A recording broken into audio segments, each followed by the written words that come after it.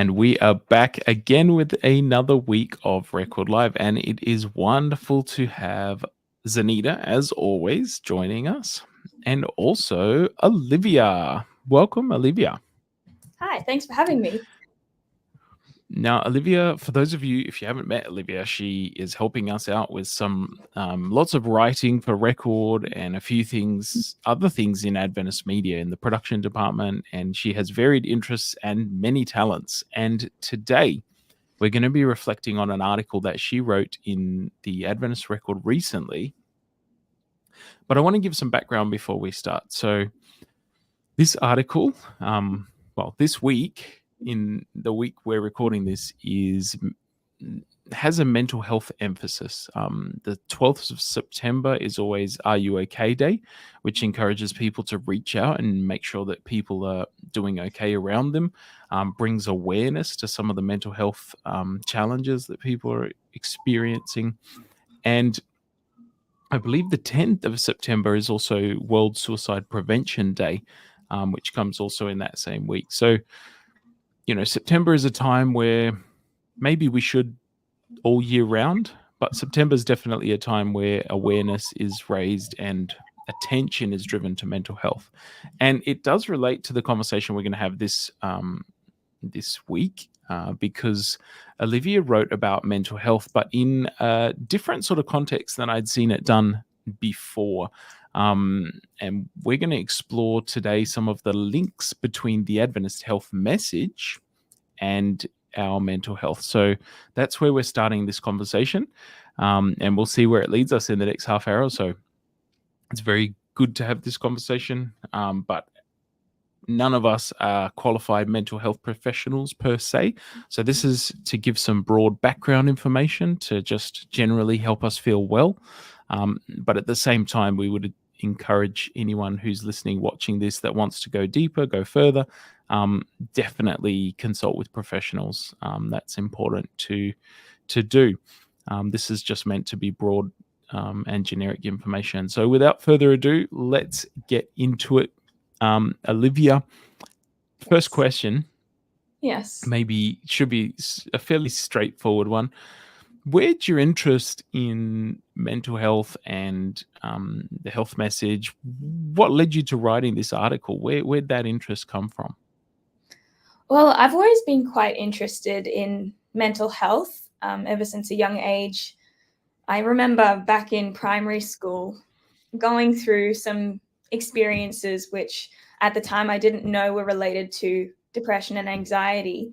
And my teacher, she noticed the symptoms and pointed it out to me and helped me through it. And so just becoming aware of mental health at a young age really set me on a trajectory of wanting to find out more about it. But the inspiration for this article in particular actually came from an airplane ride.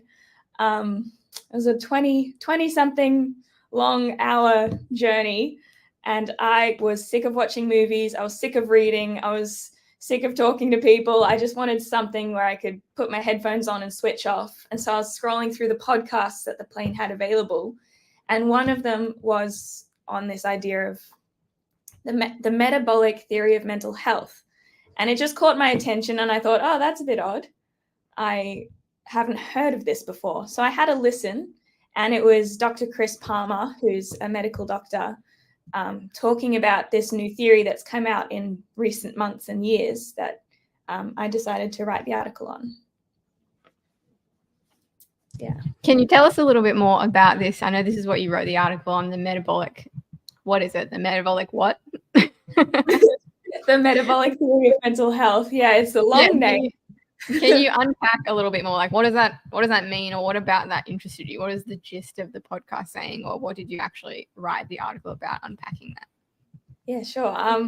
Well, the theory itself talks about how any kind of mental health disorder or illness that kind of waxes and wanes or like fluctuates over time can be attributed to our diet in terms of the things that we eat or the nutrients that we intake or lack thereof can then affect the development and the processes involved in our neurology.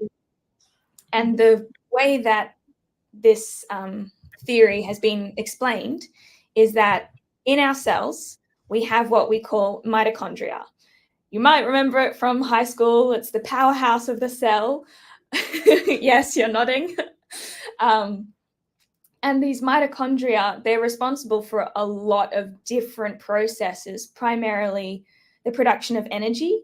But in your neurons in your brain, the mitochondria are responsible especially for the neurogeneration or the creation of new neurons, as well as the removal of unhealthy neurons. And so it's very heavily involved in these processes of creation and destruction, as well as proper functioning, by creating, the energy and the the proteins and chemicals required for these processes. And so when we don't have the nutrients from our diet to have these processes working properly, then our neurons will suffer. And so a lot of the different discussions which I brought up in my article, and which the podcast which I listened to discussed, was looking at the different ways our neurons and the damage done to our neurons through poor diet have actually been expressed in terms of depression or anxiety or ADHD and other different mental health conditions. So that's a brief summary. Is that the same? Because I have heard of this concept probably in recent years, of the idea of the microbiome, is it called, in the gut, so your stomach, and how that's actually much more connected to brain function and emotion and mood and things like that, as we wouldn't expect, that your stomach is so linked to your brain. Is this the same concept but unpacked a little more scientifically, or is this building on that knowledge that we already had? I'd say it's probably building on that knowledge. It's kind of like a sister theory alongside it, because we do know that our gut is our second brain, they call it, because it has the second most number of neurons in our body. And so, the bacteria and everything that's in our gut really does affect the hormones that go into our brain and everything like that. But it's kind of a separate and tangential theory, in that our microbiome does definitely impact, the expression of hormones and regulation. But this theory is in particular looking more at the nutrients that we actually receive from the food that we're getting, and whether we are processing it properly. So in that sense, the processing comes into it with our gut health, but it also depends on, are we getting the proper nutrients that we need from our diet? So yeah, they work together. Yeah. I'm getting used to using ChatGPT and I guess translating everything to, can you describe this for a 12-year-old? Like that kind of, like when I learn something, I'm like, okay, ChatGPT, can you simplify this? In simple terms, are you basically saying like poor diet, it doesn't like equal psychiatric disorder, mental health problems, but it contributes to it and it can significantly like help the outcome of those? Yeah, very much so. And when you say poor diet, what specifically are we talking about? Because I know there's things like is it the fact that we're talking about, obviously, the Adventist health message in this as well. So what about it in the Adventist health message is what we're looking at it? Like, is it more fruits and vegetables? Is it less fats? Is it like less processed foods? Because I think sometimes when we look at like giving health advice, if we're talking about someone with like mental health struggles, it's kind of hard for someone in that situation to just adopt a completely new lifestyle, in terms of like the mental health message in the Adventist church covers like so many different things. It covers food, it covers sunlight, it covers water. So what are the specific things that we need to kind of be thinking about in order to, I guess, help our mental health? That's a good question. Like you mentioned, like there's so many different facets of the Adventist health message, which kind of we could talk about in terms of sun exposure, exercise, diet, but in this context, what some of the research that I've done is that a lot of our modern diet today, like just the stuff we eat on a regular basis, is simply lacking the same quality of, I guess, nutrient and vitamin content just because of the way it's processed. Like we have mass farming practices these days, which means that, an apple that's picked from a tree will take 2 weeks to get to your grocery shop, and then maybe another week before you actually eat it. If you're like me, I just let the fruit sit there for a little while. But the longer we have between it being picked from the tree or whatever, dug up from the ground and eating it, the nutrients and the vitamins just get depleted and disappear over time. And so even if we're having, fairly healthy diets or whatever, it can be difficult just for us to get everything that we need to be healthy. And so in kind of light of that, the recommendations that are made is not necessarily you have to change your entire diet. You don't have to become a vegan. You don't have to, cut out everything and change your life. You just have to be intentional about making specific changes that are going to benefit you. So whether that means, you just add one organically, locally picked apple to your diet every day, or you decide, instead of cereal for breakfast, I'm going to have an egg because that has more protein. Or, you just make a simple change that is positive, and it actually has a very big difference. Like these small things we don't realize can have a cumulative effect over time for our health. I don't know if that actually answers your question. Yes. Well, I guess if I can just reframe what you're saying, or we're talking about some of the micronutrients, like the little tiny bits that we can't necessarily see that foods have that are good quality things for us. And what you're saying is, in our modern diet, in our refined processes of making food, sometimes a lot of that is lost, and we're not getting it as nature or as God intended it into our bodies. And so then our cells are going around. This is me paraphrasing what you've sort of explained so far. Our cells are going around looking for these nutrients and aren't always getting them. And so they're suffering, they're sick, they're unwell. And that can impact our brains, all of our systems in our body. But in this context, we're talking about mental health specifically.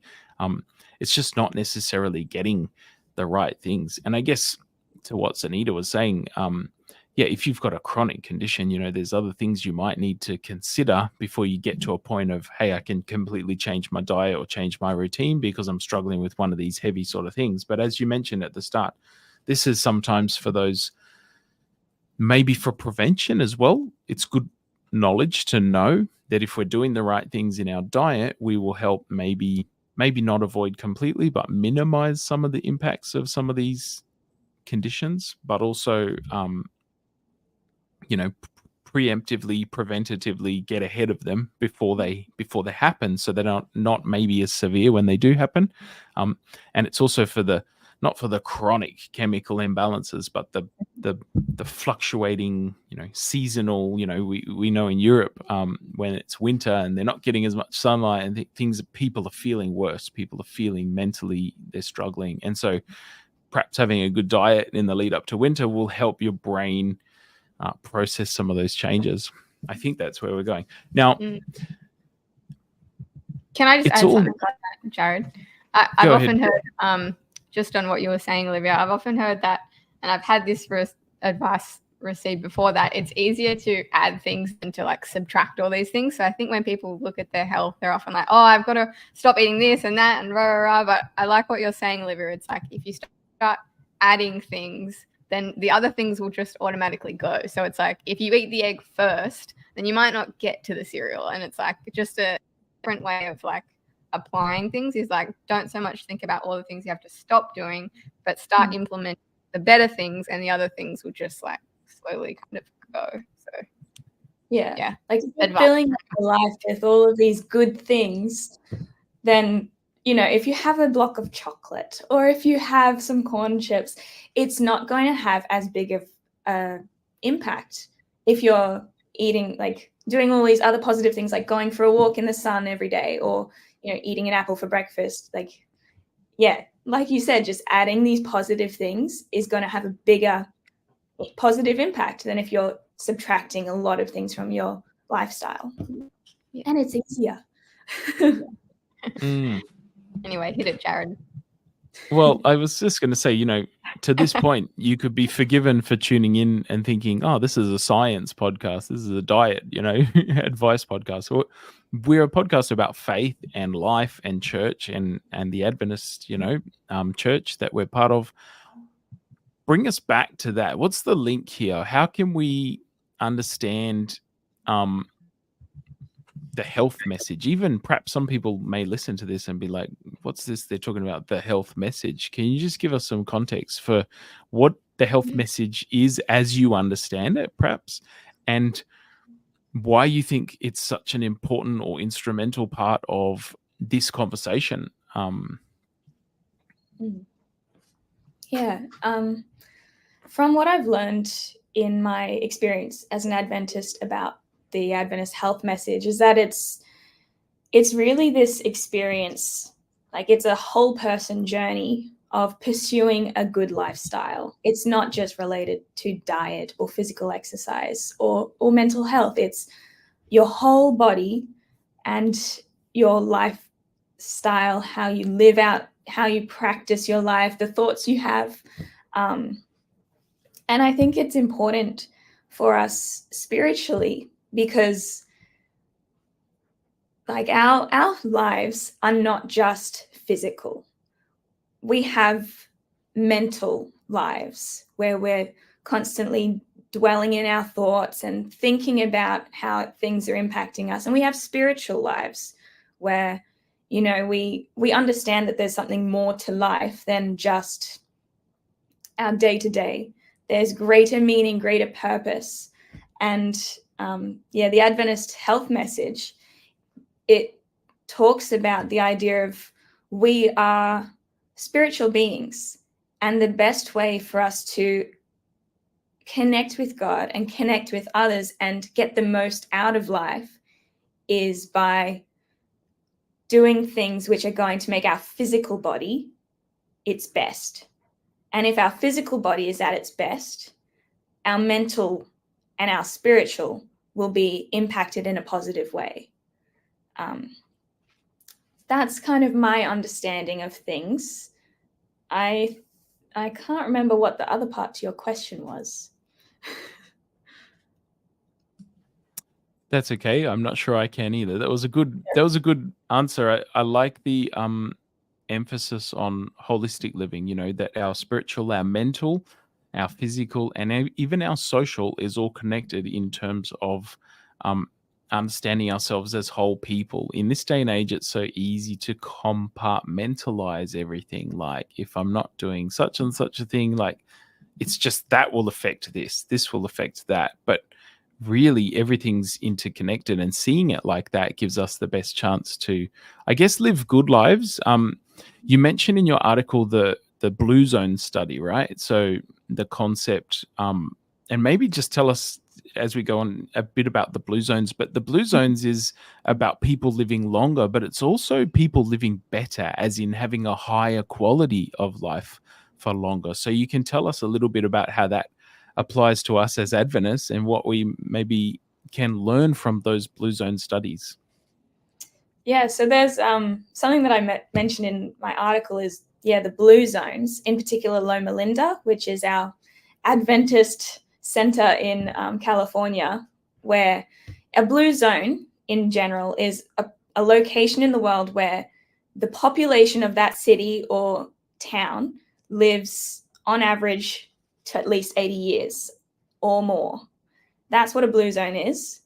And Loma Linda is very unique in the sense that of all of the blue zones, I think there's 6 or 7 around the world. Loma Linda, their average is not just 80, but it's 90. And so these people have like an extremely extended lifestyle. And it's actually a well-recorded fact that Adventists, on average, live around 10 to 11 years longer than other Christians or non-Christians around the world. But something that I didn't put in my article, which I found really interesting, was that the individuals at Loma Linda, they were studied by an outside organization for psychology purposes. And they found that people at Loma Linda in this blue zone who were living according to these, lifestyle, diet, spiritual principles, they actually had no record of mental diseases or mental illnesses in their population. Now, I didn't put that in my article because I hadn't triple checked the fact, but it is printed research, which is, in a journal out there somewhere, that, Adventists at Loma Linda who are pursuing, learning, they love to learn and connect with people and have an active spiritual, social life, and also getting out there, doing exercise, eating well. They're thriving.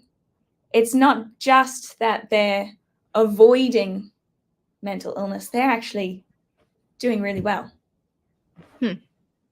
Yeah, that's crazy. That they have especially when mental health stuff seems to be becoming a bigger and bigger problem. Especially, I feel like psychiatric disorders are becoming more and more popular. So to have found no or little trace in that is crazy. But I think often when non-Adventists hear of like the Adventist health message, they often hear of like our diet, the fact that we don't eat meat, and they often hear of the fact that we don't drink alcohol, and that's kind of like the general gist of it. But what's interesting is about, I guess that you mentioned that Adventists on average live 10 to 11 years longer, is they've also, so sociologists who haven't been associated with Adventists have also done studies showing that if you add up the amount of time that Adventists spend in terms of like years practicing the Sabbath, it kind of like, they do this whole equation, but it basically equates to they've practiced the Sabbath for 10 to 11 years. And so you could say that they're living longer because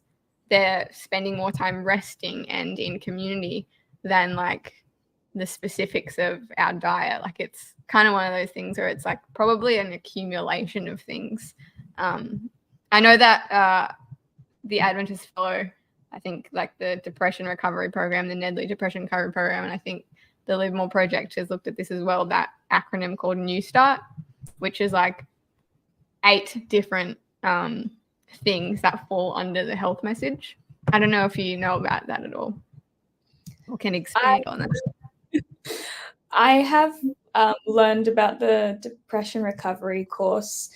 I'm not very good at remembering things. Well, anyway, I guess the gist is that there's like eight different principles under our health message, like core things. And so, it's not just like our diet, and we don't just have to focus on that, but it's like a whole umbrella of things that, we can look at.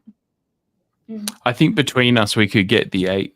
Zanita, should we set the challenge? N is for nutrition, I think. Is that right? E is for exercise. Yeah. W is for water. Have drinking enough water. S is for S, yeah. Sorry. Sunshine. T for temperance. Temperance. Explain what that means, Zanita. I guess that's like self-control. So I think it would probably be considering things like overeating, alcohol abuse, addictive behaviors. Yeah, that's my understanding. Air. Air, fresh air. Yeah. R. Rest. Rest. And T. Trust in God. Trust in God. Very good. The 8 elements of wellness. We did get there. See, I knew we could do it. Well done. I have a question, Olivia, I guess about all this. I feel like when people, since we're talking specifically about, I guess, mental health in this situation, I feel like when people are experiencing mental health struggles, they often will be advised, like we kind of said at the start of this podcast, and we will probably advise at the end, if you're struggling, go see like a professional. And I guess from my experience, when I've gone to like counselors or psychologists, it's more of like, oh yeah, you talk about the problem, but a lot of the times these things aren't addressed. Like I don't really remember going to a counseling session unless it's been with an Adventist, but there's quite a few of those available. I guess they don't follow the same principles as us, and maybe they don't have like the awareness of the impact of all these, like, you know, maybe the New Start thing. So how can people kind of know, or like, obviously we still want them to go and see these professionals, but sometimes things like our health can actually have a really big impact on our mental health. And so how can people kind of know what they should be doing or what they should be changing in order to experience like relief in those areas? That's a really good question. And I think something that a lot of people would be struggling with.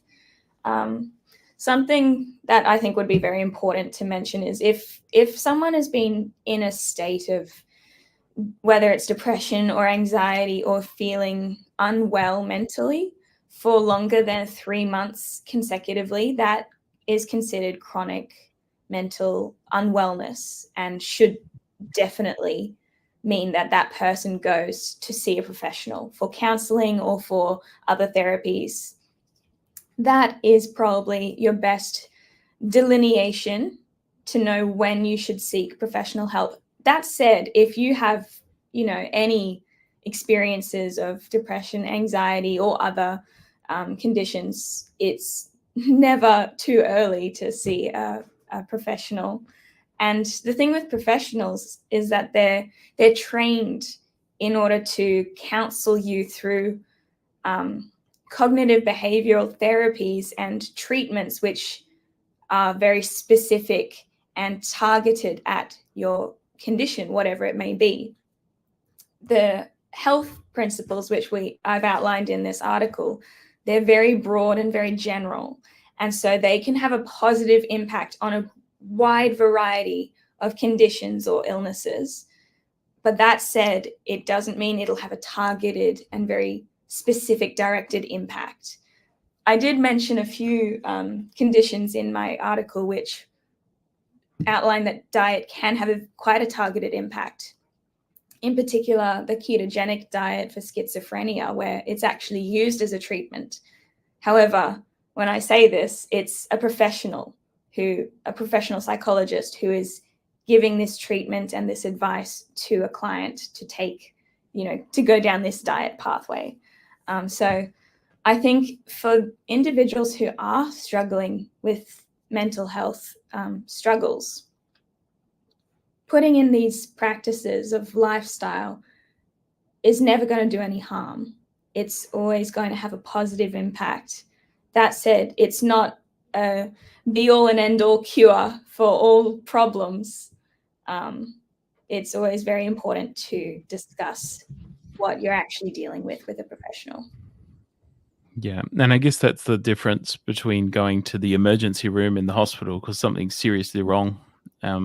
Sometimes they will only fix the problem that you're having right in that moment. They won't necessarily be able to help you with the lifestyle things that you can change to deal with the long-term impacts of that. And it's the same with mental health. I think there's some stigma around mental health and mental illness, that terminology. I heard Simon Sinek, I think, was describing it as mental fitness or something like that concept. So I guess the idea that we can actually impact our own mental health by exercising that muscle or, you know, preparing ourselves better in advance, preemptively thinking about how can I live a happy, wholesome, well life. We've had a rich conversation today. As we draw to the close, you know, we often end with something practical, but in some ways, this whole conversation has been practical. Some things we can implement in our own lives, some little things we could do to give us more balance, give us more a whole person sort of health and help. So maybe I'll just throw it open to you guys. Is there anything you guys want to say to finish this conversation that we just need to emphasize, or that you think could be something that could help someone who's listening to this conversation, and they're thinking, oh, maybe these are a bit hard, I don't really know how to start? What would you say to someone listening or watching this conversation?